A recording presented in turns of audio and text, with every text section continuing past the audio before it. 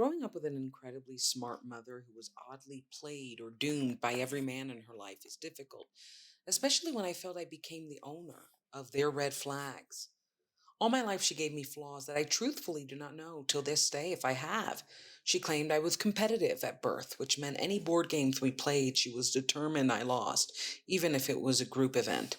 She claimed I was spoiled when we would go shopping with her friends and promulgate about how she does not buy me things to make sure I do not become a brat.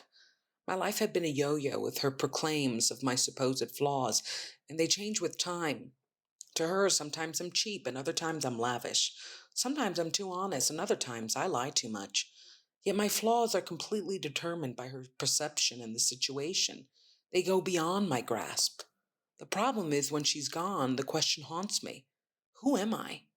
Growing up with a sleazy father who treated me like scum and a critical mother that treated me like I had no self awareness, sometimes I feel like I will never know who I am beyond their imposed views of me. I heard so much what I needed to change about me, or in my dad's case, how I needed to give in to my inevitable darkness, that despite being an adult, I still feel like that kid in the mall, watching them act like I had everything and needed to learn something. Recently, I had two back to back instances with my mother that shook me to my existential core, because, like most women, a phone call to mama would not be worth the ring if you do not walk away feeling like a human F up. As I explained to her daddy recovery, she said I was disappointed with my dad because I felt had he been there for me, my life would be better. The problem was that was not at all how I felt. In fact, the revelation of her perception felt like slight betrayal. Some of our biggest fights were me begging her to get rid of my dad, and her believing that, because of shared DNA, he was owed my loyalty, even if I did not have his love. It made me feel like what I actually feel will never supersede what my mother thinks I do. And then it hit me. Have I outgrown my own mother? I grew my mother a long time ago, said Nina. We were huffing and puffing because we were both the most unathletic people to enjoy doing sporty things. We loved hiking, even though within 10 inches from our starting point we needed a water break. We loved bowling, even though we got more gutter than pins. Now we were doing those duck boats that they do in city parks, where you have to row with your feet. Yeah, we were struggling. I feel like I'm becoming harsh with her because I officially see she will never be soft with me. I declared after hearing a podcast with Alicia Keys. In it, she had talked about the strange immaturity we can all show at badgering people unwilling to grow for and with us. After my mother's comment, I spent 20 minutes resaying all that I have ever felt and watching her eyes go dead. To her, she knew more than I did about what I felt, and I was not going to get any grace or nod otherwise. A few days later, a new commentary on my being came. You always give up, she casually declared. Till this writing, I have no idea what prompted her to announce I was a quitter, especially when so much of my life she defined me as too much of a go getter and competitive. Every choice I made in life was to please her, and even though she said I did not have to, she would tell me when she was not. Thus, I felt hurt because I was realizing two things. The first is that all I did for her validation did not matter, because what she felt and thought, even if about me, was more important. I had put her first in my emotional and mental well being, and the statement helped me see I could no longer rely on her and her supposed dose of reality checking to actually achieve them. Especially now that I feel I know even less about what the future holds. I felt the most loss I had ever felt, and now I was feeling rejected and wondering if my mother ever did have a right perspective of me, or ever could. Don't worry. I think that in life, just make mistakes, you know? F it. It's inevitable, Nina said as our lake duck did its 50th circle in place. I'm really scared to see me via my own eyes. Like, I know she's wrong, but when am I right? You know, what is good about me? God, stop spinning the duck, I yelled suddenly as I was feeling nausea creep within me. I'm trying. Remove your feet from the pedals. Just let it spin for a while, she said, smacking my knees like a grandma would her grandchild's hands as they reached for a hot stove. Does it sink if we stop? I said dizzily. It's not the Titanic, Deandra. I closed my eyes as if that very act would calm my stomach and went back to the original conversation. All my life, I just was told to take in everybody's opinions of me, even though my mother said for it not to matter. I got too many commentaries on who I am for it not to. I remember telling her when I fought with friends, and she would immediately say, "What did you do?" Latina moms are always harsher on the girls, Nina replied. And you're her only kid, so you got all that pent up trauma and judgmental rage she has, and no sisters to split it with. I feel for you, she said, looking up at the sunny sky. If I did not have my sisters to get yelled and chancled up with, I think I would be dead. All my life, my mother made her thoughts the biggest one, and my father made his feelings the biggest ones. And I'm so used to just being the smaller one of those dynamics that I'm terrified of getting me wrong. I feel like I'm almost addicted to their perception of me, even though I know it's painful and wrong, and with my dad 100% evil. Why do you have to know everything about you? Nina replied in frustration. Why can't things remain undiscovered until they are worth discovering? Nina responded as if the sun was making her sweat wisdom, of which she always presented it like Yoda asking questions. So much of my life has been defined by me and the people most important to me, and according to where I went wrong. I feel like my parents made me believe I was uncontrollable and too much, and now I'm so overwhelmed by me that I'm nothing. Nina, I'm nothing. I wept. It was the most sincere channeling of my emotions I had had in my life. I was finally saying what my feelings always alluded to. I felt like I was nothing, even if it was my nothingness was defined by my parents. Moreover, my mother's words were God to me. And even if ridiculous, I prefer them over not having a God. Yet I was tired of being unheard and walking aimless because of them. Okay, let's pedal again. Nothing. Nina laughed. You're dramatic. She told you that? Bish, I just said people comment on me too much and you join the parade. What about my energy screams, please? I need your feedback on my existence. I commanded as if saying my words firmly would finally ignite a firm response from someone. Now I was really asking, why do people think I'm misguided? That, Nina said instantly, that reaction right there. She was pedaling hard and fast. She had left her credit card at the kiosk, which meant if we were stuck in the kayak dock for more than an hour, she had to pay overtime fees. Plus, the beautiful sun had turned hellish on her skin, and Nina hated how sticky her sweat felt. You react and you let people make you react. You ask them what advice and get upset when they do not say what you want, and they walk away thinking they have permission to speak at you again. If your mom thinks you're lost at the mall, then ask yourself, what did you say or do to make her think you're lost? I said, slumping back. Pedal. Okay, so that episode, first of all, those ducks, I don't know who said that's easy. That was so hard. My thighs still hurt. I don't know who started that rumor that that's just a casual thing to do with family and friends. We almost died. We were spinning and then we were like, maybe we'll float back to land. I mean, I don't even know. It was so bad. But anyway, so it's been a conversation, and I think it's definitely a conversation women have as they enter their 30s or their 40s. Like the older you get, once you start exiting your 20s, especially once your Saturn return is done, like post 27, 28, you really start to become pensive over your relationships. And by then, you've had like 20 million toxic ones. You're starting to realize that your family dynamics, like it's not a joke saying that you're traumatized, you might actually be. And you have to heal if you want to be happy, especially because I think psychologically by 35, the behaviors you have are become like you're basically not going to change. Your behavioral patterns are pretty much set. So your run to actually become a better human being to yourself is really from like 28 to 35. And I'm not saying that you can't change much older. In fact, I admire the people that just take the realms of their life at 68, at 78, because as long as you have breath, you got to work on your happiness. You got to work on your healing. But I, my mother has always commented on me. And it's been frustrating because lately, they always say you're on the right path of your life when you have absolutely no clue what that path is. And I've been very existential, and part of why I started Daddy Recovery. I've just been, because I don't know what my future holds. I don't know when or where my success is going to come.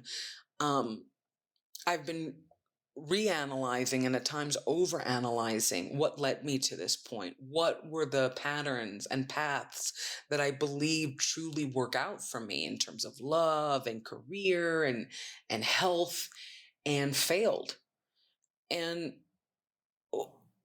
when she said, what I felt about my dad, and it wasn't, she painted it as basically exactly I said word for word. You think, Deandra, that had he been in your life, you would be more stable. And the problem was, it was because he was in my life that I was unstable. And there were times, I didn't speak to my dad for nearly a decade. And it wasn't the first time I had kind of broken up with him. He always treated me like an ex-wife looking for more alimony. And I hated that. And as I entered my teenage years and started to realize there's something really putrid about that dynamic, um, I think I broke up with my dad like at least 5 times in high school.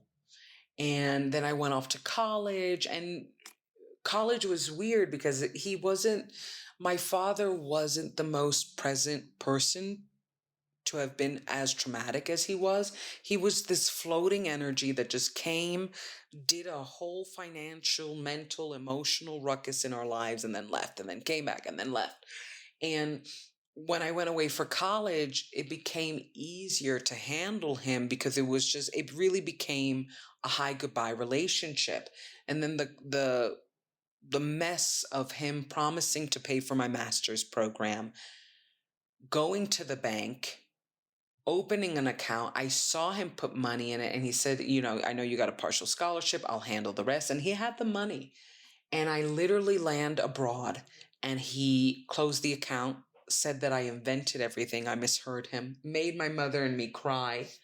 I mean, it was a mess. And that moment is so important because that's when I started to realize my entire life, my father has sabotaged me in every way and on purpose and with schemes.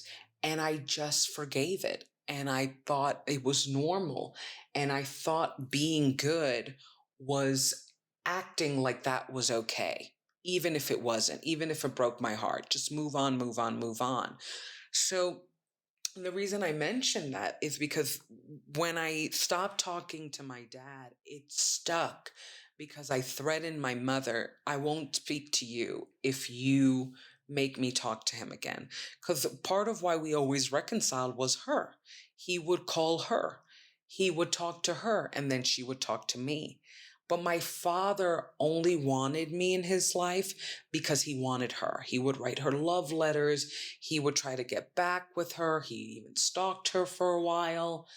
So when I told her, listen, I'm not going to talk to you if you make me talk to him, that's when it stuck. And she blocked him, and she started ignoring him, and he went crazy for a good few years trying to reach to her, never me. And I have an episode about that. Um, but it made me feel like, the reason I mentioned that messiness is that it made me feel like she erased it. And sometimes it's really hard for me and my mother to talk about things because she's very smart, but she's not as wise as me. And that's because wisdom is how we connect our mind with our heart. And my mother is like Aquarius, Virgo, Capricorn, Taurus. Like, she's all the horoscopes that are very self critical and very mental. And she just, if she doesn't think it, she doesn't think it. It doesn't even reach feelings. Um, and it made me feel like it just hit me that my entire life I've been telling her what I feel. And because she doesn't think I feel that, what I'm telling her is dismissed. And I'm beginning to see that I am very communicative. I'm very clear in what I feel and what I think. I've just been attracting relationships via my daddy issues with people that don't want to hear me, that don't want to listen to me. And putting my mom in that category almost feels blasphemous because no one has been as loyal and as dedicated to me as her. But at the same time, it's kind of like I make this joke. I know my mother would die for me. I just wish she didn't kill me. It felt like that, where it was suddenly God telling me that I didn't feel how I felt and that I never did. And then it shook me because I was so used to always going with what she said I felt. And this time I couldn't because I'm in such an existential place that I almost inherently reject it. Like, no, that's not what I feel. It's not even in this rebellious way. It's just like I'm at a point where I need truth and good. Okay? I need to be honest with myself, and I need only good things to come in. Good men, good fun, good money, good health. So those type of things where it's kind of like that's not at all what I'm feeling. Now even more I can reject it because I have no space for BS or overthinking, especially from me, coming from me. And then a few weeks later, she said I was a quitter and that I quit everything. And that really hurt me because what that did is her first statement of kind of making this perception of what I really felt about my dad that I didn't feel, which is that I wanted him to stay. I wanted him to give. My dad, my dad was so clear he would never give me anything. And the reason I pushed him out is that I realized he was taking from me. He was taking my energy, my self-esteem, and he was doing it with purpose, my financial well-being. He was plotting against me. So when she said that, I was like, where were you for the events of my childhood? Could you WhatsApp me your location or something? Anyway, and then she said I was a quitter. And I just, my whole life, my mother has been a yo yo, when I was a kid, I was the cheapest person alive. She would make jokes about it. And I think I became cheap in some way because she would do this very weird thing of, oh, you're so spoiled. I spoil you so much. Oh my God. And then she would talk to her friends about how spoiled I was. And then she would love to go shopping with her friends. And then if I asked for something, it would be no, because that is how you humble kids. And it's like, no wonder they all got married and had children way before I did. I mean, it just felt like my identity was in the hands of too many people outside of me, and nobody taught me self-discovery. And that's what I'm learning right now: self-discovery, self-love, self-awareness, self-belief. And I'm totally lost in the process. I really think that's why I started Daddy Recovery. It's almost like a mental health check because I have no idea how to even figure me out, let alone who I am. And when she said I was a quitter, it was so funny that that inner rejection said, nope, that's not it. But what hurt me is that, like, I've never done anything fully for me. I've always done everything cognizant of my mother's feelings, of what she would think, gone out for jobs that I didn't want or I knew would damage me because I needed money. And my mother wants me to be paid, right? Which makes sense. But, like, you know, worn, even my fashion I chose according to my mom. Every diet that I've been on, it's because we were on it. Like, she would always put me on diets.